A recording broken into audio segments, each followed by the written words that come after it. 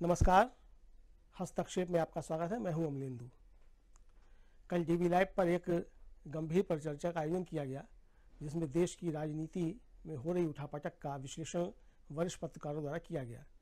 इस परिचर्चा में मैंने भी हिस्सा लिया। आइए देखते हैं इस परिचर्चा के कुछ प्रमुख अंश। साभार।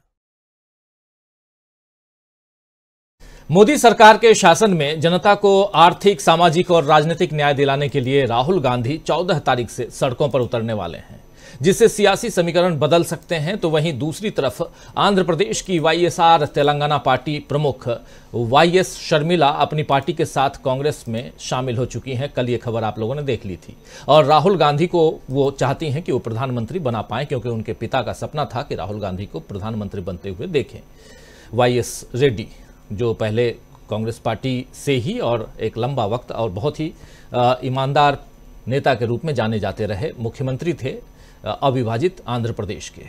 दक्षिण में कांग्रेस अब और मजबूत हो गई है। तो इधर पश्चिम बंगाल में आज एक ऐसा वाकया हुआ जिससे सवाल उठ रहे हैं कि मोदी सरकार के खिलाफ अपना गुस्सा दिखाने के लिए जनता ने क्या अब सड़कों पर उतरने की शुरुआत कर दी है। दरअसल पश्चिम बंगाल में उत्तर 24 परगना जिले में टीएमसी नेता शेख शाहजहां के घर ईडी के अधिकारी राशन वितरण मामले की जांच को लेकर छापा मारने पहुंचे थे। और इस दौरान बड़ी संख्या में टीएमसी के समर्थकों ने ईडी अधिकारियों और उनके साथ आए केंद्रीय बलों के जवानों को घेर लिया और उन पर हमला कर दिया। ईडी यानी एनफोर्समेंट डायरेक्टरेट, प्रवर्तन निदेशालय, उसके अधिकारी किसी तरह वहां से दूसरे वाहनों में खुद को बचाकर निकल पाए।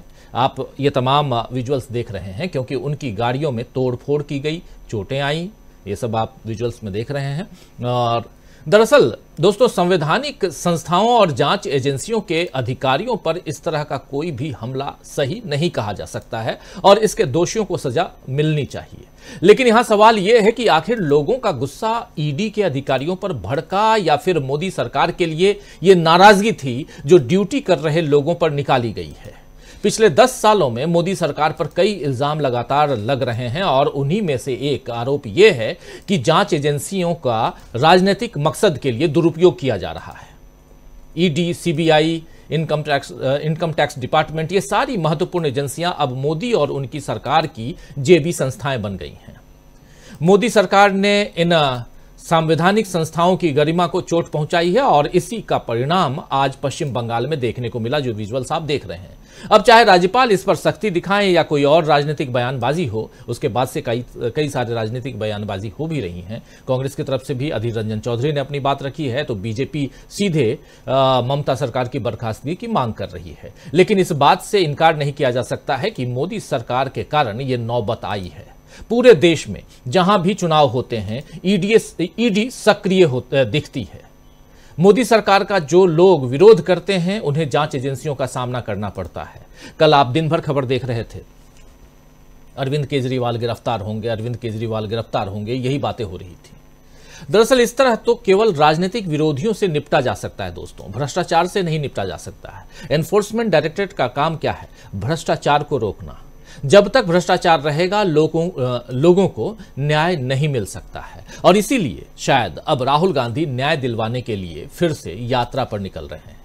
कल हमने यहां बताया था कि यात्रा का रूट मैप तैयार है और किन किन राज्यों से ये यात्रा निकलने वाली है, तमाम जो रूट मैप है वो हम आप तक रखे थे। अगर हो तो आज भी अभी भी रख सकते हैं, स्क्रीन पर ले आइए। ये देखिए, ये रूट मैप तैयार है मणिपुर से। अब ये 15 राज्यों से ये यात्रा निकलेगी। पहले 14 राज्यों की बात थी। इसमें 2 परिवर्तन है। पहले कहा गया था ये भारत न्याय यात्रा होगी, लेकिन अब कहा जा रहा है कि ये भारत जोड़ो न्याय यात्रा है। देख लीजिए, स्क्रीन पर ऑलरेडी है। और दूसरी बात इसमें महत्वपूर्ण है कि इसमें अब अरुणाचल प्रदेश को भी जोड़ दिया गया है। इस प्रकार अब कुल राज्यों की संख्या 15 हो गई है और 66 या 67 डेज, 66-67 दिनों की ये यात्रा होगी और 6713 किलोमीटर की यात्रा होगी। और ये सब कुछ हमने कल भी आपके सामने रखा था। कांग्रेस को उम्मीद है कि भारत जोड़ो यात्रा से भी ज्यादा असरकारी ये भारत जोड़ो न्याय यात्रा होने वाली है, क्योंकि ये यात्रा उत्तर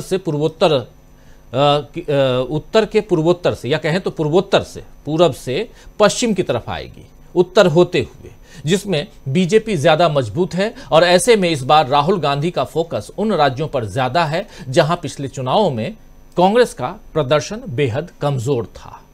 कई राज्यों में तब कांग्रेस खाता भी नहीं खोल पाई थी, लेकिन इस बार सारे समीकरण बदल सकते हैं।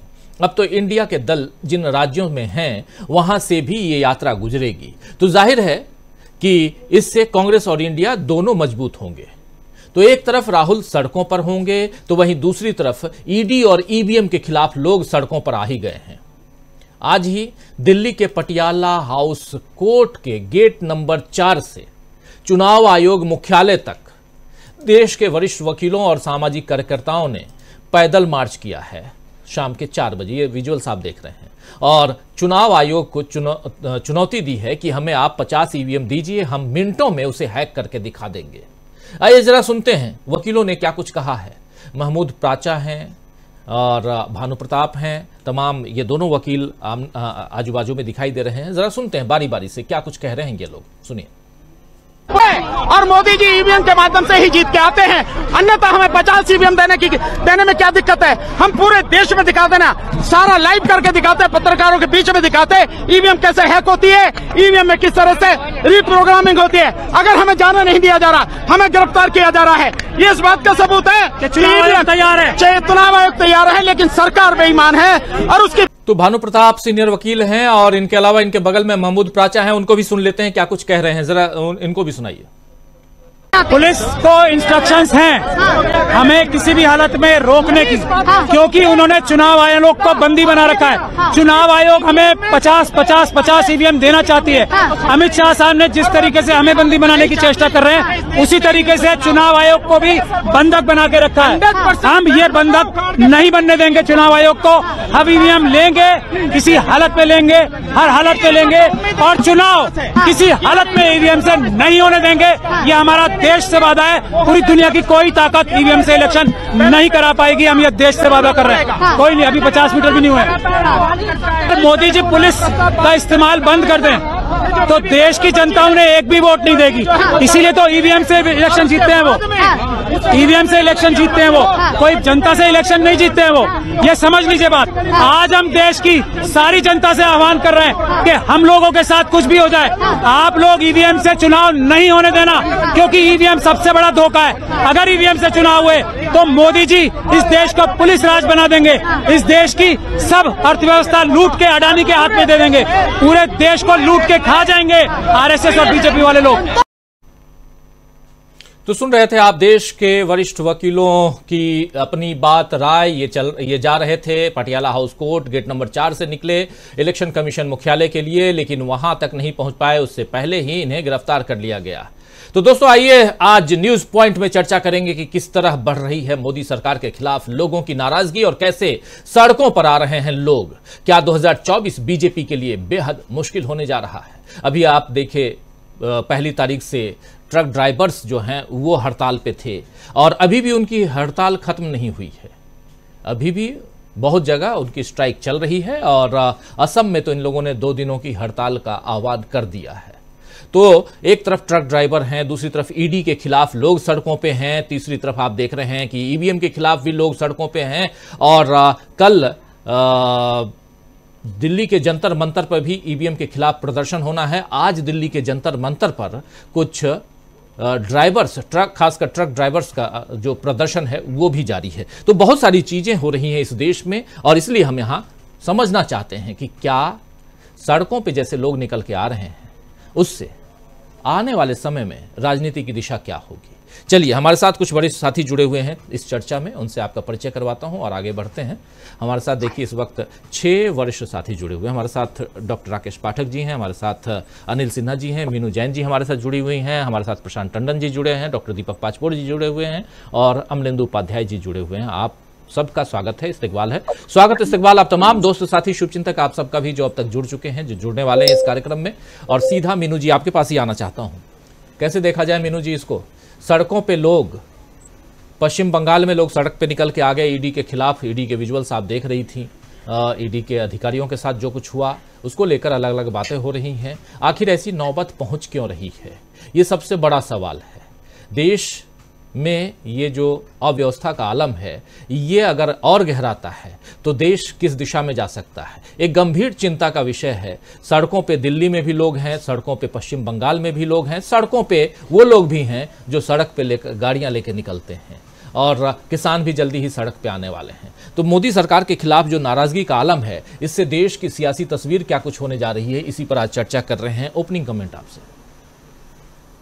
जी, जो आपने 2-3 घटनाओं का जो आपने विजुअल्स दिखाए, तो जिसको लोहिया जी की भाषा में कहा जाता है कि भी सड़कें गर्म कर रहे हैं। जो पब्लिक है उसमें जो अवेयरनेस जिन लोगों के अंदर आ गई है, तो वो जो है सड़कें गर्म कर रहे हैं। जो भी कुछ ये जो ईवीएम के विरोध में जो प्रदर्शन हुआ या जो यहाँ पे अरेस्ट वगैरह आपने दिखाई है, वो उसी का एक नतीजा है।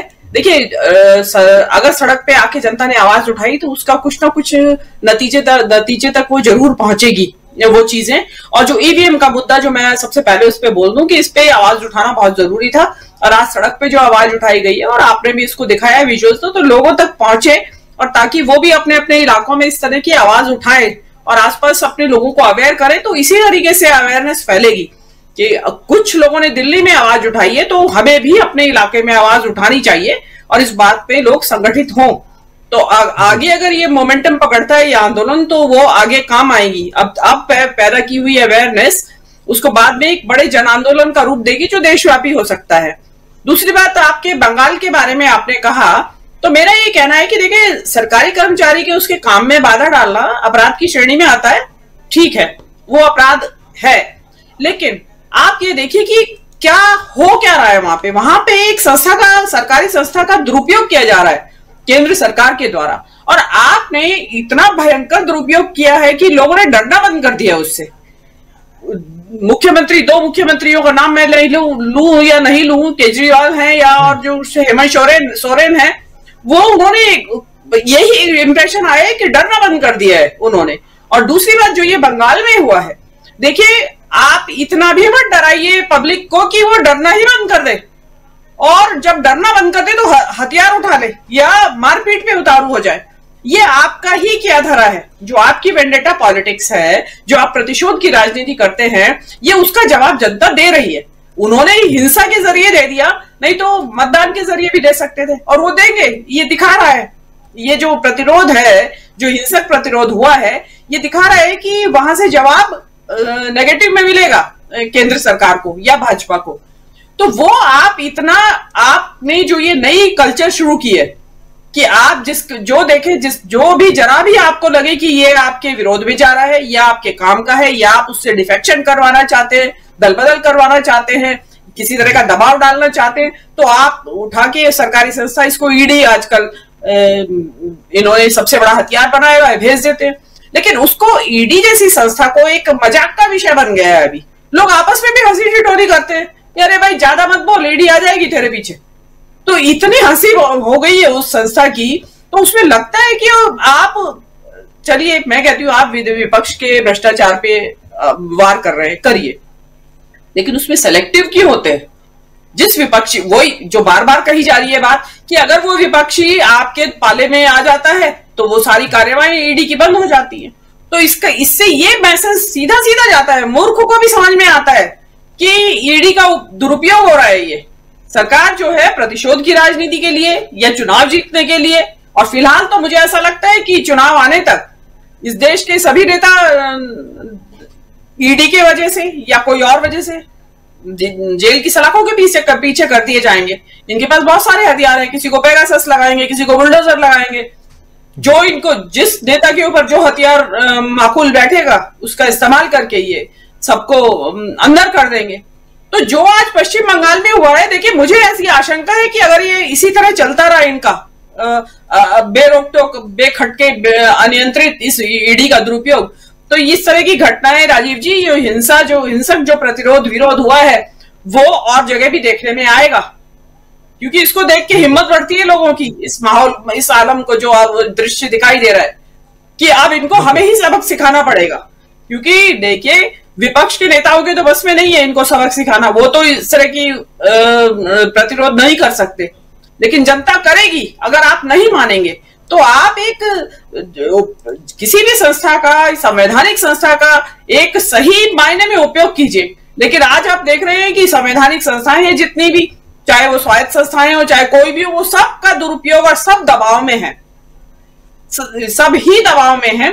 और जो आज का जो ये नजारा है, आप इसमें ब्लेम कर दीजिए पश्चिम बंगाल के जो जहां पे हुआ है उनको कि गलत किया है, लेकिन आप सोशल मीडिया में देखिए, इन जनरल परसेप्शन ये है, लोग यही लिख रहे हैं कि सही हुआ है जो भी हुआ है।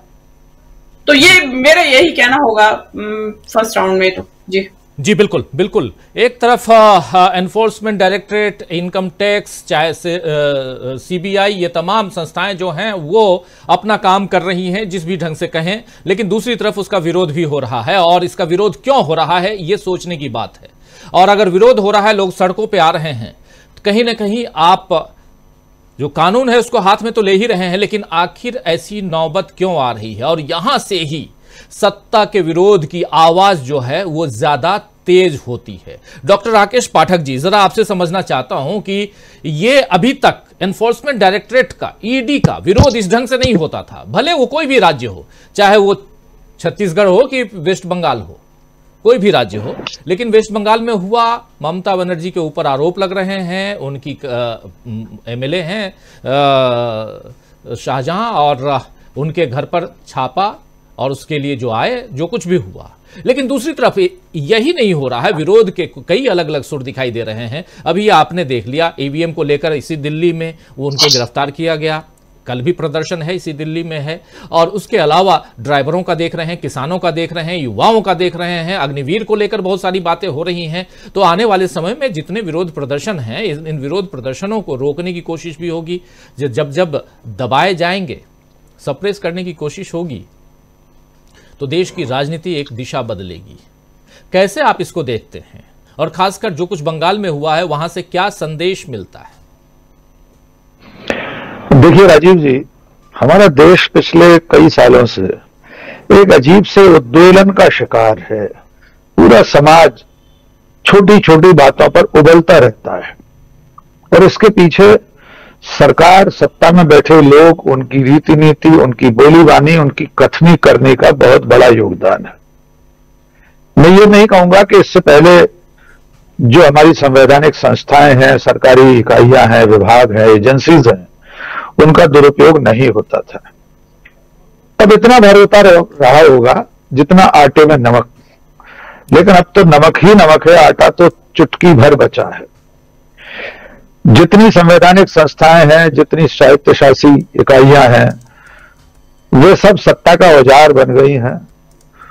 केंद्र में जो सत्ता है उन सबको वो अपनी लाठी से हाँक रही है और दुश्मनों को, दुश्मन शब्द का ही इस्तेमाल करूंगा, भारत की राजनीति में प्रतिपक्षी को, विपक्ष को, अपने से असहमत लोगों को, अपने से असहमत मत भिन्नता वाले सामाजिक संगठनों को, लोगों को दुश्मन बना दिया गया है। सत्ता और उसके समर्थक हर व्यक्ति को उसी दृष्टि से देखते हैं, चाहे कोई आंदोलन करने वाला संगठन हो, किसान हो, मजदूर हो, खिलाड़ी हो, पत्रकार हो, लेखक हो, कवि हो।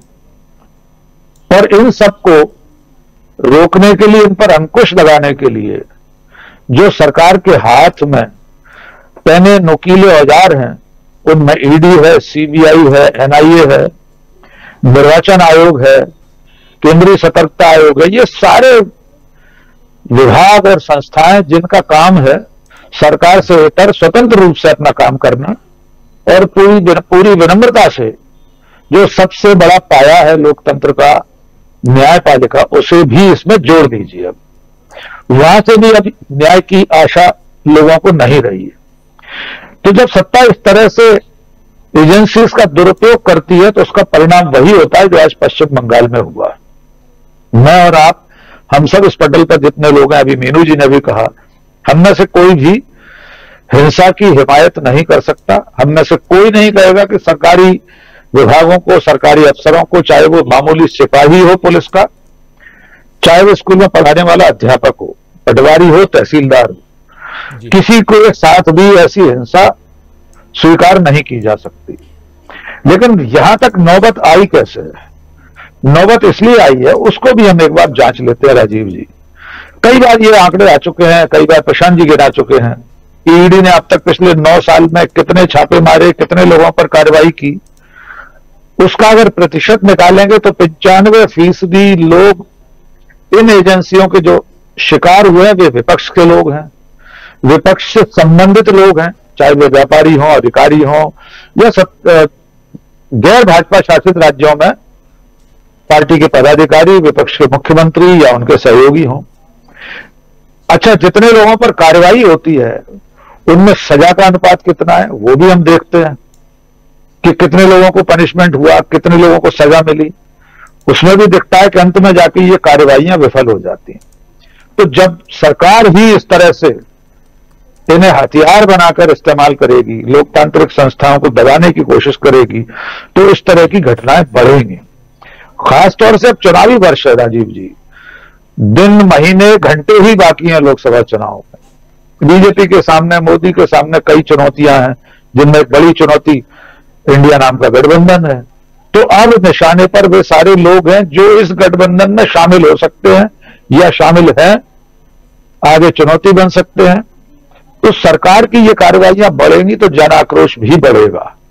अब इसकी परीक्षा जनता को भी देनी है। वो कब तक आंख मीचकर अंधभक्ति में लीन होकर गुण दोष के आधार पर सत्य और असत्य के बीच भेद नहीं करेगी, कब तक वो ये नहीं देखेगी कि सरकार और सरकार में बैठे लोग किस तरह दुभांति करते हैं, किस तरह भेदभाव करते हैं।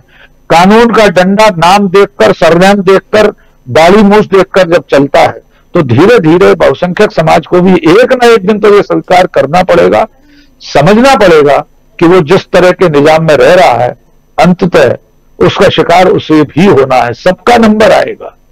तो राजीव जी, मैं समझता हूं कि अब जनता के ऊपर भी छोड़ना चाहिए, उसको भी अब देखना पड़ेगा कि वो सिर्फ मंदिर के नाम पर झांझ मजीरे बजाती रहे, या ये भी देखे कि जो लोग मंदिर परोस रहे हैं, जो उंगली पकड़कर अचकन पहने हुए, कोई शेरवानी पहने हुए सज्जन मर्यादा पुरुषोत्तम श्री राम को उंगली पकड़कर किसी घर में ले जा रहे हैं, क्या वे सचमुच देश का भला कर रहे हैं या सांप्रदायिक ध्रुवीकरण की राजनीति कर रहे हैं?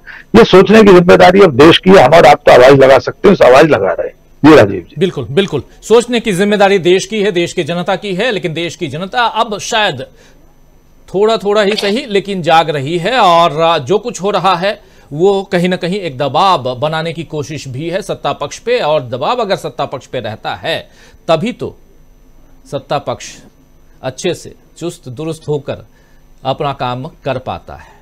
तो क्या यहां आने वाले चुनाव में सत्ता पक्ष जो है वो खुद को जस्टिफाई कर पाएगा?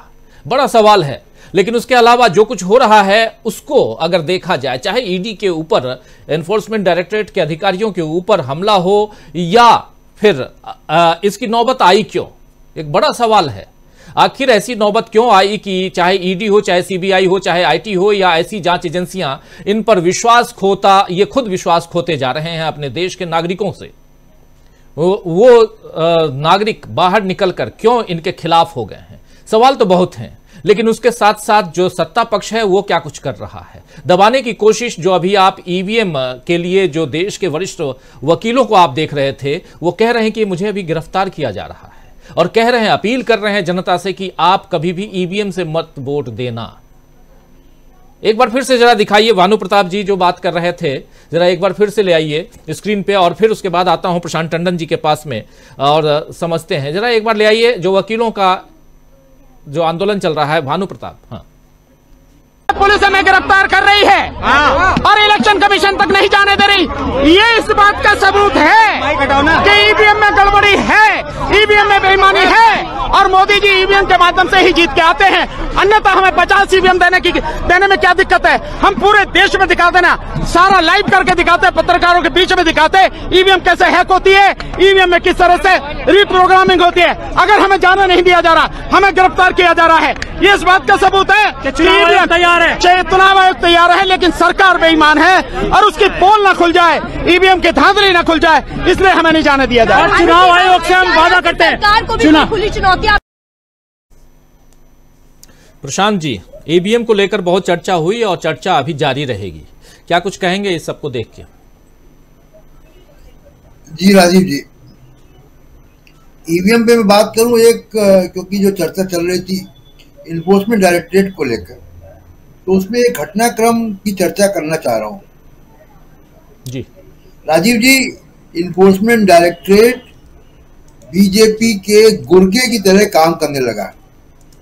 वसूली गैंग, राजस्थान और तमिलनाडु में हमने तस्वीरें देखी किस तरीके से नोटों के जखीरे ईडी के अधिकारियों के पास मिले, वो ब्लैकमेल कर रहे थे। और अभी जो खबर आई है तमिलनाडु के सलेम डिस्ट्रिक्ट से, शर्मसार कर देने वाली तस्वीर आ रही है कि 2 दलित किसान जिनके बैंक में, राजीव जी यकीन नहीं मानेंगे आप, कि 450 रुपए, वो गरीब दलित किसान जिनके बैंक के खाते में 450 रुपए सरकार के दिए हुए चावल पे उनका गुजारा चलता है, बुजुर्ग हैं, खेती नहीं कर सकते, वो उनको ईडी का नोटिस गया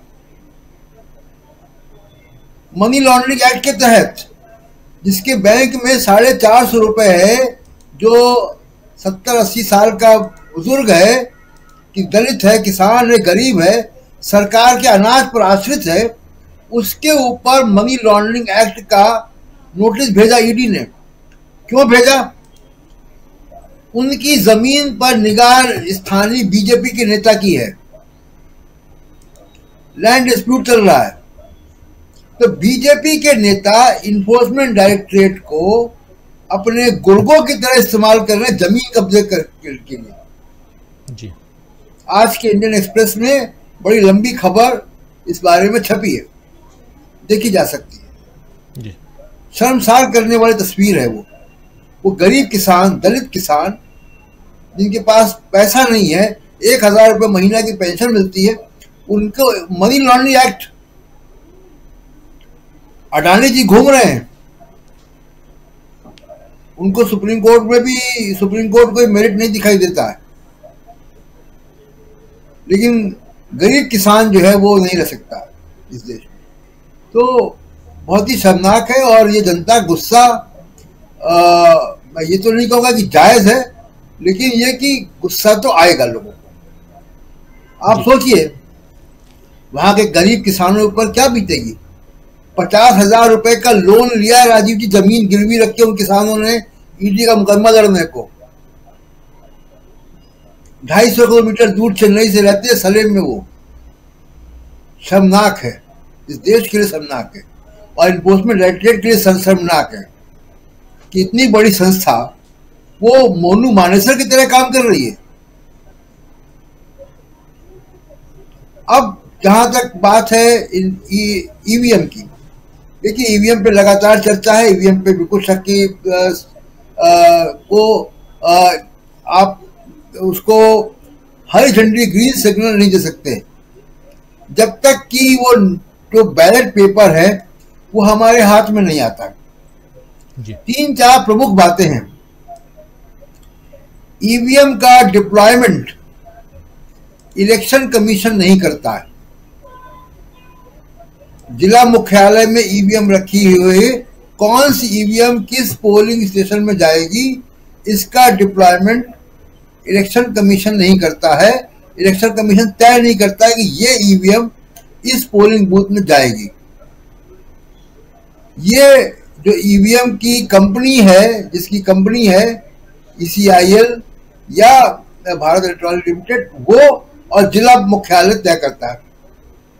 अब बीजेपी शासित राज्यों में इस वक्त जब चुनाव हुए हैं, मध्य प्रदेश, राजस्थान, छत्तीसगढ़,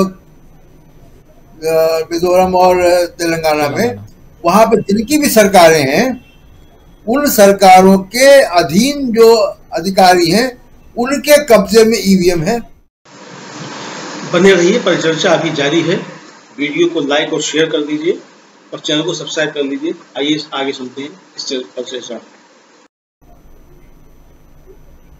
वो कितना निष्पक्ष है हम सब जानते हैं। निष्पक्षता रोज देख रहे हैं। ईडी जैसे संस्थान की निष्पक्षता हम देख रहे हैं। तो पुलिस और डिस्ट्रिक्ट मजिस्ट्रेट, वो डिस्ट्रिक्ट मजिस्ट्रेट की अभी परसों ही तो आप बात सुना रहे थे, जो औकात वगैरह की बात कर रहे थे जी, उनके कब्जे में ईवीएम है। सोचिए आप, वो डिस्ट्रिक्ट मजिस्ट्रेट जो कि माइनॉरिटीज के लोगों को वोट नहीं देने दे रहा था मध्य प्रदेश में, उसके कब्जे में ईवीएम है। तो इसकी निष्पक्षता जो है वो बहुत संदेह के घेरे में है कि ईवीएम का डिप्लॉयमेंट इलेक्शन कमीशन के पास नहीं है।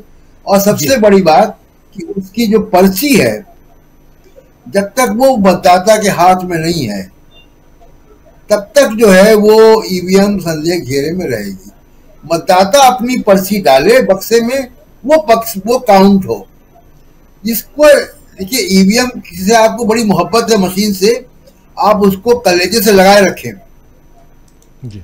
हम बतौर नागरिक सिर्फ इतना चाहते हैं कि वो जो पर्ची निकल रही है वीवीपैट की, वो आप हमको दे दें और हम उसको फोल्ड करके, जैसा बैलेट पेपर की तरह होता था, उसको हम बक्से में डालें और उसकी काउंटिंग हो।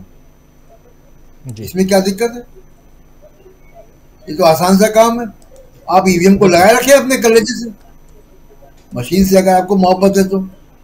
राजीव जी, बिल्कुल सही आप कह रहे हैं। ईवीएम पे आज चुनाव आयोग का बयान भी आया है, सफाई आई है, स्पष्टीकरण। कहना है कि अभी तक वीवीपैट से जितने भी पर्ची निकले हैं और काउंटिंग हुई है उसमें एक भी गड़बड़ी नहीं हुई है, इसलिए ईवीएम के ऊपर शक करना बिल्कुल ठीक नहीं है, जायज नहीं है, यह कहना है चुनाव आयोग का। आज ही बयान आया है क्योंकि अब चुनाव आयोग को घेरने की जो कोशिश हो रही थी, जिसमें गिरफ्तार कर लिए गए तमाम प्रदर्शनकारी वकील और सामाजिक कार्यकर्ता, जिनकी तस्वीर आप देख रहे थे, जिनके विजुअल्स और जिनकी बाइट आपको हम सुना रहे थे, जिसमें देश के जाने माने वकील, सुप्रीम कोर्ट के वकील, तमाम लोग इस प्रदर्शन में शामिल हैं और उस पर चुनाव आयोग का बयान आया है और वो बयान वैसा ही रहा है जैसा हमेशा आता रहा है। अनिल सिन्हा जी, आपके पास आना चाहता हूँ। एक तरफ ईवीएम है, लेकिन दूसरी तरफ एक बहुत ही महत्वपूर्ण घटना जिसके बारे में हम चर्चा कर रहे हैं, जो पश्चिम बंगाल के 24 परगना में जो हमने देखा ईडी को लेकर।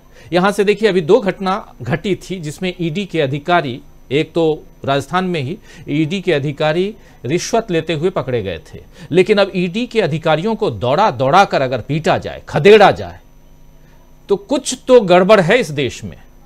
या तो ईडी के अधिकारियों में गड़बड़ी है या देश की जनता में है, और इसको उस हिसाब से देखा जाए। जरा समीक्षा चाहता हूं इस पे, इसलिए क्योंकि यहां से देश की राजनीति कहीं ना कहीं संचालित होती है। ईडी भी संचालित कर रहा है देश की राजनीति को और उधर जनता भी कर रही है।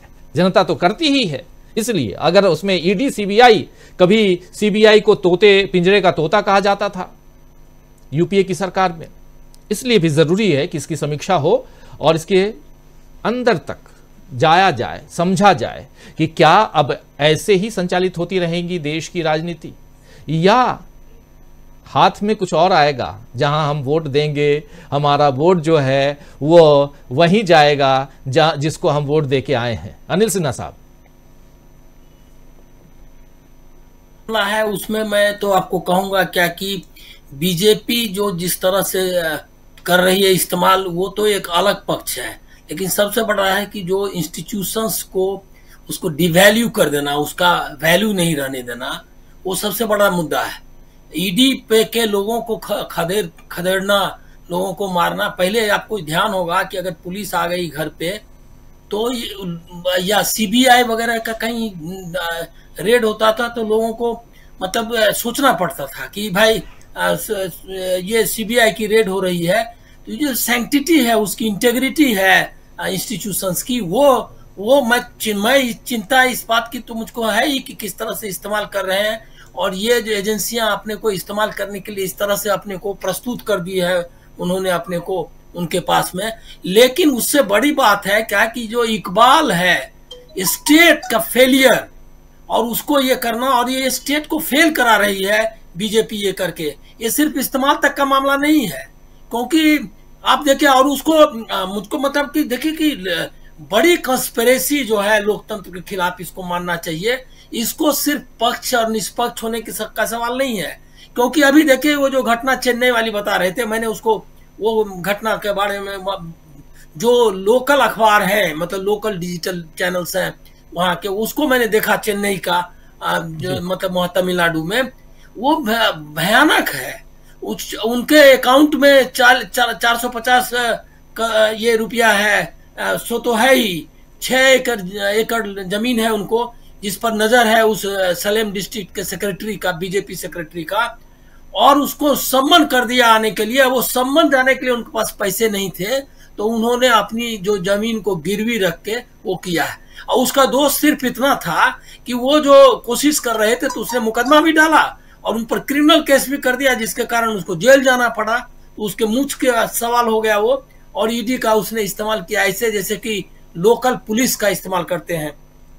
तो ये जो डिवैल्यू कर रही है एजेंसीज को कि सीबीआई ईडी अगर छापा डालने जाए और लोगों को लगे कि ये तो है ही नहीं, मतलब इनका कोई अर्थ नहीं है, ये लॉन्ग टर्म के लिए बहुत ही नुकसानदेह है। क्योंकि कम से कम एक स्टेट का कुछ रहना चाहिए सैंक्टिटी कि लोग उनमें भरोसा करें। ये जो स्टेटलेसनेस की सिचुएशन है, जो आप मणिपुर में आप इसको जोड़कर देखिए कि मणिपुर में ऐसा ही हुआ कि लोग पुलिस पर भरोसा ही नहीं रह गया लोगों को।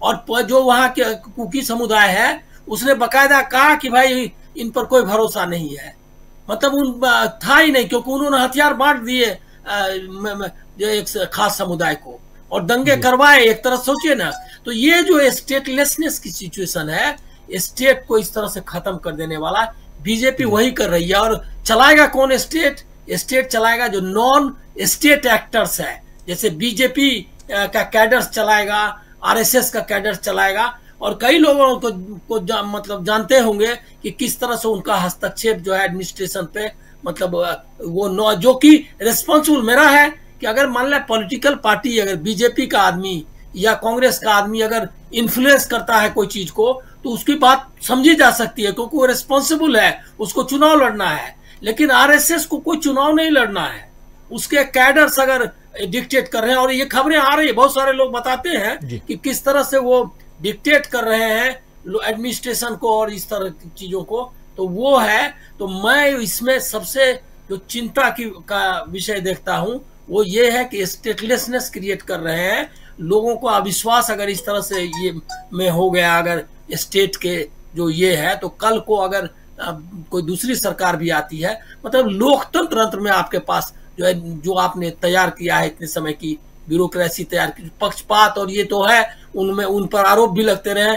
कल तो अब इतनी तो स्थिति थी ना कि जंतर मंतर पर बैठ करके अन्ना आंदोलन वालों ने डिमांड किया कि भाई सीबीआई को कैसे रेगुलेट करना है, उसमें जो गड़बड़ियां थी। अब आपको लग रहा है कि पूरा इंस्टीट्यूशन ही और सब चीज, मतलब न सुप्रीम कोर्ट इसको लिए के जो स्थिति देख रहे हैं वो है, न कोई चुनाव आयोग है। तो ये एक स्टेटलेसनेस क्रिएट कर रहा है जो बहुत डेंजरस है। जो आगे वाले में मैं जरा और भी बात करूंगा कि कैसे वो लोग कह रहे हैं कि सीएए को लागू करना है और अंत में कॉमनल फ्रेंजी के जरिए ही चुनाव लड़ना चाहते हैं सांप्रदायिक आधार पे। वो बहुत इंपॉर्टेंट है, जिसको बहुत इंपॉर्टेंट पहलू है। मैं भी उसको भूल रहा था, उस पक्ष को भी। सीएए, नागरिकता संशोधन कानून, आप जानते हैं दोस्तों, और उसकी चर्चा बहुत तेज हो गई है। राम मंदिर के बाद उसी की चर्चा आप सुनेंगे, जिसके बारे में अनिल सिन्हा जी अभी कह रहे थे, उस पर भी हम चर्चा करेंगे। लेकिन सुनील शुक्ला जी आपके पास आऊं उससे पहले अभी बता रहा था मैं कि इलेक्शन कमीशन ने खारिज कर दिया, न सिर्फ इस मसले को खारिज कर दिया है कि ईवीएम में कहीं गड़बड़ी है, बल्कि जयराम रमेश ने कांग्रेस की तरफ से एक फ्रेश चिट्ठी अभी 2 दिन पहले लिखी थी और लगातार लिखते रहे हैं कांग्रेस के नेता, इंडिया गठबंधन के नेता, कि हमको मिलने का समय दीजिए। ईवीएम और वीवीपैट को लेकर जो भी यहां संदेह है, शंका है, आशंका है, उसको दूर किया जाए। लेकिन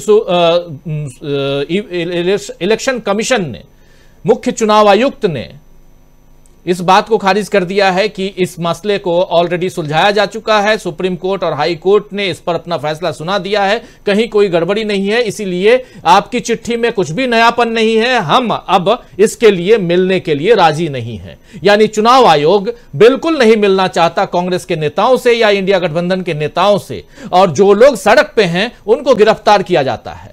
तो जो पुलिसिया स्टेट की बात होती है कि आप आंदोलन करेंगे तो आपको गिरफ्तार कर लिया जाएगा, आपको आराम से आंदोलन करने नहीं दिया जाएगा, आप अगर आंदोलन में कहीं उग्र होंगे तो आपके ऊपर कानूनी कार्रवाई होगी। और अब तो नए कानून के हिसाब से आंदोलन करना भी गुनाह होगा, वो भी आप देख चुके होंगे जो नया कानून है। जरा आपसे समझना चाहता हूं कि अगर ये तमाम मसला, अगर इन मुद्दे अगर सामने रखे जाएं तो फिर 2024 का चुनाव बहुत मुश्किल दिखाई देता है। सुनील शुक्ला जी। धन्यवाद राजीव जी। इसमें तो कोई दो राय नहीं है कि 2024 का चुनाव बहुत ही महत्वपूर्ण चुनाव है, और विपक्षी दल इसको कह भी रहे हैं और सिविल सोसाइटी के लोग भी यह बात कर रहे हैं। मुझे नहीं पता कि ईवीएम में छेड़छाड़ हो सकती है, नहीं हो सकती, क्या हो सकता है, क्या नहीं हो सकता। लेकिन अगर समाज का एक बड़ा वर्ग ये कह रहा है कि ईवीएम को लेकर के उनके मन में संदेह है, तो निर्वाचन आयोग की जिम्मेदारी बनती है कि वह इस लोगों के संदेह को दूर करे। चुनाव निष्पक्ष हो रहे हैं, तटस्थ हो रहे हैं, सरकार उन्हीं की बन रही है जिसको लोग वोट दे रहे हैं। इस धारणा को बहाल करने की जिम्मेदारी निर्वाचन आयोग के ऊपर है। इस प्रयास को, इस बात को केवल लोगों की मांगों को अस्वीकार करके नहीं दूर किया जा सकता। क्या ईवीएम वही है, उसके नेचर में कोई परिवर्तन नहीं किया गया है, उसके तकनीक में कोई परिवर्तन नहीं किया गया जब वो शुरुआती दौर में लागू की गई थी? अगर उसकी टेक्नोलॉजी बदली है, उसकी प्रौद्योगिकी बदली है, उसके काम करने का तौर तरीका बदला है, तो आप इस संदेह को दूर क्यों नहीं करेंगे? वीवीपैट की बात जहां तक कही जा रही है, वीवीपैट की बात को भी बहुत ही तर्कसंगत ढंग से स्वीकार नहीं किया जा सकता। वीवीपैट के भी स्वरूप में परिवर्तन आया है। जब जिस समय इसको वीवीपैट को लागू किया गया था और आज जो वीवीपैट है उसमें गुणात्मक परिवर्तन है। सवाल है कि छोटी सी मांग लोगों की है कि अब तो लोग कह रहे हैं कि वीवीपैट में भी छेड़छाड़ हो सकती है। बिल्कुल। अब इस बिना पर तो नहीं कहा जा सकता ना कि वीवीपैट पे जो मत आ रहे हैं उनको और ईवीएम के मतों को एक साथ जोड़ दिया जाए। जब वीवीपैट पर भी संदेह जाहिर किया जा रहा है तो क्यों आप उस पर जोड़ दे रहे हैं? किस बिना पर? अगर ये बात कही, अगर देश के एक बड़े हिस्से में ये बात हो रही है कि बैलेट पेपर से मतदान कराया जाए, क्या दिक्कत है इसको कराने में? अब जब आप चुनाव 7 चक्र, 8 चक्र, 9 चक्र में करवाते हैं, वोट पढ़ने के 1 महीने बाद, 1.5 महीने बाद आप गिनती कराते हैं, तो 2 दिन और सही मतों गिनती पढ़ने में क्या संकट आ जाएगा? तो जो निर्वाचन आयोग का तरीका है या जो सरकार का रवैया है वह संदेह को और गहरा करता है। अगर ये 2 अधिवक्ता जिन्होंने रिट याचिका भी दायर कर रखी है सुप्रीम कोर्ट में, और ये अगर जा रहे थे, इनका ये कहना है जो कहते हुए सुनाई पड़े कि इनको निर्वाचन आयोग ने समय दिया हुआ है, तो सरकार कौन होती है रोकने वाली? उनको बयान दीजिए। उन निर्वाचन आयोग उनको बुलाया है, अगर उनका निर्वाचन आयोग उनसे बात करने के लिए तैयार है तो बात करें। सरकार तो इसमें फैसिलिटेट करना चाहिए कि साहब ठीक है आप जाइए और अपनी बात कहिए, जो बात आपके बीच में हो सार्वजनिक रूप से उसको रखा जाए, कम से कम लोगों के मन में भ्रम दूर हो। आप इस तरह के एक संशय, संदेह के वातावरण में अगर आप चुनाव कराते हैं तो इसको को लेकर के लोगों के मन में अपने जनमत को लेकर के बहुत अच्छी धारणा नहीं बनती। और कहीं भी लोकतांत्रिक परंपराओं को मजबूत करने के लिए आवश्यक है कि उस व्यवस्था में, उसके तरीके में, उस प्रक्रिया में लोगों का विश्वास हो। अगर विश्वास नहीं है तो विश्वास उसको दूर करने की जिम्मेदारी निर्वाचन आयोग की है। और अगर यह विश्वास ईवीएम को हटाने से बनता है तो हटा दिया जाना चाहिए। लोकतंत्र से बड़ा कुछ भी नहीं है, लोगों की भावनाओं से बड़ा कुछ भी नहीं है। अगर लोग कह रहे हैं कि लोकतंत्र को बचाए रखने के लिए आवश्यक है कि ईवीएम से वोट न पड़ा, खत्म कीजिए इसको इश्यू बनाने की क्या आवश्यकता है? और अगर आप इसको इश्यू बनाते हैं तो लोगों के मन में और संदेह उनका गहरा होता चला जाएगा कि जो ईवीएम में हेराफेरी की बात कही जा रही है वो न हो सही हो। तो यह तो किसी भी दशा में निर्वाचन आयोग को दूर करना चाहिए इस बात को लेकर के। दूसरी चीज जो ये आपने ईडी के कर्मचारियों के खिलाफ जो लोग सड़कों पर उतर आए हैं, देखिए अगर आप केंद्रीय एजेंसियों का दुरुपयोग करेंगे तो यह स्थितियां आती है। हालांकि इस घटना का समर्थन नहीं किया जा सकता, इस तरह की घटनाओं को लोगों को शामिल नहीं होना चाहिए। आप सरकारी कर्मचारियों को काम में बाधा उत्पन्न करें यह उचित नहीं है। लेकिन यह अगर बड़े पैमाने पे बनता चला जाएगा तो क्या कर लेंगे आप देखिए ना, सिविल पुलिस के खिलाफ क्यों लोग सड़क को उतर आते हैं? क्योंकि उनको लगता है कि उनके साथ पक्षपात हो रहा है। सिविल पुलिस या जो है वो तटस्थ नहीं रहती। लगातार इस तरह के आरोप लगते रहे हैं। और अगर आप 95% घटनाएं, 95% कार्रवाई आपकी विपक्ष के खिलाफ होगी तो लोग कैसे आपको स्वीकार कर लेंगे? फिर कैसे मान लेंगे कि आप भ्रष्टाचार को दूर करने के लिए आपकी कार्रवाई है? और उसमें भी आपका जो कन्विक्शन रेट है वो 0.05% है। तो आपके जांच के तरीके पर, जिन लोगों के खिलाफ आप जांच कर रहे हैं उसके बारे में, किस तरह की आप जांच कर रहे हैं उसके बारे में तमाम तरह के संदेह पैदा होते हैं। और आप जो कार्रवाई करते हैं उस पर मीडिया ट्रायल क्यों होता है?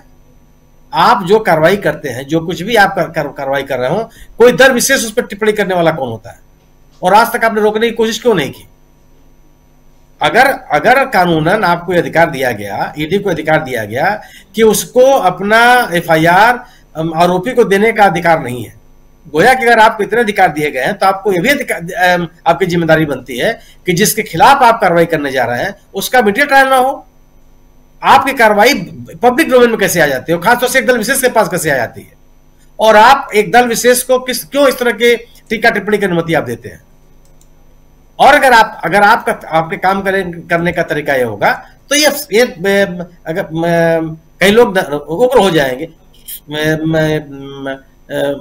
ममता बनर्जी तो जाकर के सीबीआई के दफ्तर बैठ गई थी, मुख्यमंत्री रहते हुए उनके यहाँ छापा पड़ा था, कौन सी कार्रवाई कर? ये तो हाइट हो गई ना। आप आक्रोश की सीमा है ये, और एक तरह का व्यापक प्रदर्शन है। आप याद कीजिए कि जब हेमंत सोरेन को ईडी ने बुलाया था रांची में, क्या जबरदस्त प्रदर्शन हुआ था वहां, कितनी बड़ी संख्या में लोग सड़कों पर उतर आए। जब सोनिया गांधी और राहुल गांधी को बुलाया था ईडी ने, तब दिल्ली के सड़कों पे कितने लोग उतरे, कितना प्रदर्शन हुआ वहां लेकर के। यह घटनाएं ईडी के लिए संकेत है कि आप अपने कामकाज के तरीके को बदलिए। अगर आपकी कार्रवाई आरोपियों, दोषियों या अपराध में सम्मिलित लोगों के खिलाफ नहीं दिखाई पड़ेगी, उत्पीड़न के रूप में जब इसको लोग देखने लगेंगे तो इस तरह की प्रतिक्रिया होने लगेगी और इसको रोक पाना मुश्किल होगा। और जो समाज के हित में नहीं, हमारे आपके हित में भी नहीं होगा। इस तरह की अराजकता ये अनुमति नहीं दी जा सकती है। लेकिन इस तरह की अराजकता को रोकना बड़ा कठिन हो जाएगा अगर आपके कामकाज में पारदर्शिता नहीं होगी, अगर आपके कामकाज में निष्पक्षता नहीं होगी, अगर आप केवल उत्पीड़न की कार्रवाई करते हुए नजर आएंगे तो जनमत आपके खिलाफ होगा। और वह कोई भी कार्रवाई, वह कोई भी जांच एजेंसियों के द्वारा की जा रही कार्रवाई जिसको जनता विश्वास नहीं कर रही है, उसको स्वीकार करना बहुत कठिन हो जाएगा। हम अदालतों पर क्यों विश्वास करते हैं? क्योंकि माना जाता है कि अदालतें दोनों पक्षों को सुनकर के निर्णय लेती हैं। एक तरफा कार्रवाई के लोग स्वीकार नहीं कर पाते जल्दी, और उन अदालती आदेशों को लागू करना बहुत कठिन हो जाता है अगर आम आदमी उसको स्वीकार करने के लिए न तैयार हो। ईडी को भी अपने बारे में, ईडी को संचालित करने वाले लोगों को भी इस बारे में सोचना पड़ेगा कि आखिर वो कौन से कारण है, क्यों इतने बड़े पैमाने पर लोग सड़क पर उतर आए। इतनी बड़ी संख्या में प्रायोजित करना बहुत आसान नहीं होता। आप जब ईडी की कार्रवाई हुई मनीष सिसोदिया, संजय सिंह खिलाफ, दिल्ली के सड़कों पर दिखाई पड़ा हो, आप मान सकते हैं कि वह दल विशेष की कार्रवाई थी, लेकिन लोगों के मन में भी इस बात कर लेकर के है तो। और इस बिना पर यह तर्क लागू नहीं होता कि अगर इनके खिलाफ कोई मामला नहीं बनता है तो इनको जमानत को नहीं मिल जाती। अरे जमानत इसलिए नहीं मिलती है कि जिस कानून के तहत आपने उनको गिरफ्तार किया है उसमें जमानत का प्रावधान ही नहीं है जल्दी से, इसलिए जमानत नहीं मिलती है। इसको आधार नहीं बनाया जा सकता कि अगर इन लोगों के खिलाफ मामले नहीं है और गंभीर मामले नहीं है तो अदालत इनको क्यों नहीं छोड़े, जमानत क्यों नहीं देती है। कानूनन उनसे प्रावधान नहीं दिखाई पड़ रहा है, और इसीलिए आप इस तरह जिन कानूनों को एक मनी लॉन्ड्रिंग के लिए लागू करने के लिए पारित किया गया था। बने रहिए, परिचर्चा अभी जारी है। वीडियो को लाइक और शेयर कर दीजिए और चैनल को सब्सक्राइब कर लीजिए। आइए आगे सुनते हैं इस चर्चा। वो आप विपक्षों के ऊपर लागू कर रहे हैं और फिर तर्क देते हैं आपके अदालतों से इनको राहत नहीं मिलती। यह जो तरीका अपना रखा है ये और जब भी आप पक्षपातपूर्ण कार्रवाई करेंगे, जब आप कानून समान रूप से लागू नहीं करेंगे, तब भैया वो उस तरह की कार्रवाई उत्पीड़न की श्रेणी में आएगी। और जिस व्यक्ति को आप दंडित करना चाहते हैं वो हीरो बनकर उभर आएगा, लोगों के बीच में उसकी स्वीकृति बढ़ती चली जाएगी। जो समाज भ्रष्टाचार, अराजकता, हिंसा और आपराधिक घटनाओं को स्वीकार करने के लिए नहीं तैयार होता था, ऐसे घटनाओं में शामिल लोगों को स्वीकार करने लगता है, उनको अपना नेता मान लेता है। क्यों कि जो एजेंसियां दंडित करने के लिए बनती हैं वह उत्पीड़न की कार्रवाई करती हुई नजर आती है। तो आप समाज का भी नुकसान करते हैं, न्यायिक प्रक्रिया का भी आप नुकसान करते हैं, और जो वाकई अपराधों में शामिल है उनको भी आप संरक्षण देते हुए नजर आते हैं। जी बिल्कुल बिल्कुल, बहुत सारी बातें, और इन बातों को बहुत गहराई से समझने की जरूरत है। और आखिर क्यों लोग सड़कों पे निकल रहे हैं, और लोगों को सड़कों पे होना भी चाहिए। इस बारे में भी कई बातें होती रही हैं, नेताओं को भी सड़कों पे होना चाहिए। और उसी में हम देख रहे हैं कि अब भारत जोड़ो यात्रा की जगह पर अब भारत जोड़ो न्याय यात्रा निकल रही है, जो पहली यात्रा की तरह ही, लेकिन वो दक्षिण से उत्तर की तरफ नहीं, बल्कि ये पूरब से पश्चिम की ओर, जिसमें उत्तर भी शामिल है, पूर्वोत्तर से पश्चिम की तरफ बहुत महत्वपूर्ण यात्रा निकलने जा रही है। और सड़क से, और जो हम लिख रहे हैं, सड़कों पे उतर आए लोग, और क्यों उतर रहे हैं, क्यों उतरने वाले हैं, ये सारी बातें, इसके साथ साथ जो मुद्दे हैं उन मुद्दों का जिक्र भी। एक मसला उधर छत्तीसगढ़ में भी चल रहा है, और वहां पेड़ों की धनाधन कटाई हो रही है, इसलिए क्योंकि उन पेड़ों के नीचे जो मिनरल्स हैं, वो जो कोल माइन है, जो कोयला है, कोयला की खादान है, वो अदानी साहब को दे दी गई है। और उसको लेकर भी आंदोलन चल रहा है, भयंकर आंदोलन चल रहा है वहां पे भी। और ये वही आदिवासी हैं जो अभी से महीना भर पहले बीजेपी को वोट देके, और इस उम्मीद से वोट देके जिताए, और भूपेश बघेल की सरकार को उन्होंने गिराया कि उनको न्याय मिलेगा। तो वहां भी सड़कों पे हैं, और बहुत नजदीक से देख रहे, उसके बहुत पास में हैं हमारे साथी डॉक्टर दीपक पाचपोर जी। जरा उसका जिक्र भी कीजिए दीपक जी, जिक्र 24 परगना का भी, और जिक्र इधर दिल्ली का भी। क्या कुछ देख रहे हैं, कैसे देख रहे हैं? देखिए, ये जो कुछ हो रहा है, ये सब कुछ सरकार के हक में हो रहा है, केंद्र सरकार के हक में हो रहा है, और वो चाहती है कि यही स्थिति पैदा हो जाए पूरे देश में। अराजकता जो है वो हमेशा जो है वो सत्ता का ही एक तरह से उसके फायदे में ही रहती है, ये जनता को समझ लेना होगा। देखिए, ईडी के खिलाफ जो प्रदर्शन हुआ, वहां पर जो उनके साथ ईडी अधिकारियों के साथ मारपीट हुई, ये चीजें जो है बहुत जगह देखी गई है, लेकिन मारपीट तक या हिंसा तक कभी भी बात नहीं पहुंची थी। आप याद कीजिए कि चुनाव के पहले छत्तीसगढ़ में भी बहुत सारे छापे पड़े, ईडी के पड़े, और हर बार ऐसा होता था कि जब भी ईडी किसी को पूछताछ के लिए बुलाती थी तो सैकड़ों लोग जो है वो ईडी कार्यालय के सामने जाते थे, लेकिन कभी भी हिंसा नहीं होने दी गई थी। अब देखिए, इसका रिपरकशन क्या हो सकता है पश्चिम बंगाल में। अगर हम देखें, वहां पर जो है राज्यपाल ने बुला लिया है इनको, वहां के डीजीपी और गृह सचिव को, और निश्चित रूप से जो एक नेगेटिव रिपोर्ट जो है वो केंद्र में भेजी जाएगी। और कोई बड़ी बात नहीं कि वहां पर ममता बनर्जी जो पहले से ही केंद्र के से बड़ी लंबी लड़ाई लड़ रही है, तो उसको परेशानी हो सकती है। मेरा ऐसा मानना है कि आप आंदोलन कीजिए, लेकिन आपको उसको हर हालत में उसको हिंसा से बचाना होगा। अब हुआ यह है कि पश्चिम बंगाल में देखिए इसको कैसे कम्युनलाइज किया जा रहा है मामले को। वहां पर जो एक दिलीप घोष सांसद हैं, उनका बयान आ गया। बीजेपी के वहां पर जो अध्यक्ष है मजूमदार, उनका बयान आ गया, हेमंत मजूमदार, कि इसके पीछे रोहिंग्या मुसलमानों का हाथ है, और रोहिंग्या मुसलमानों ने ही वहां पर मारपीट की है और हिंसा को बढ़ाया है। अब इसका कॉग्निजेंस लिया जाएगा। उन्होंने एनआईए के द्वारा इसकी जांच करने की भी मांग कर दी है। तो राज्यपाल जो है अब जो रिपोर्ट भेजेंगे, निश्चित रूप से बहुत स्वाभाविक है कि वो भारतीय जनता पार्टी की सरकार के बैठाए हुए नुमाइंदे हैं, तो वो कोई इनके फेवर में तो बात करेंगे नहीं।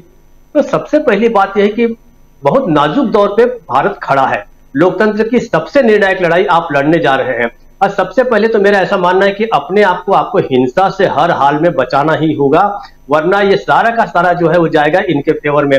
आप चाहे जितनी शिकायत कर लीजिए, आप मान लीजिए, हमको सबको पता है कि ईडी हो, सीबीआई हो, आयकर के जितने छापे पड़ रहे हैं, इनके स्टेटिस्टिक्स जो है, आंकड़े जो है, हम लंबे समय से लोगों को बता रहे हैं कितने परसेंट जो है वो एक्विटल का जो है सफलता का रेट कितना है, इन केंद्रीय जांच एजेंसियों का कितने प्रतिशत जो है वो विपक्षी लोगों के यहाँ छापे पड़ रहे हैं।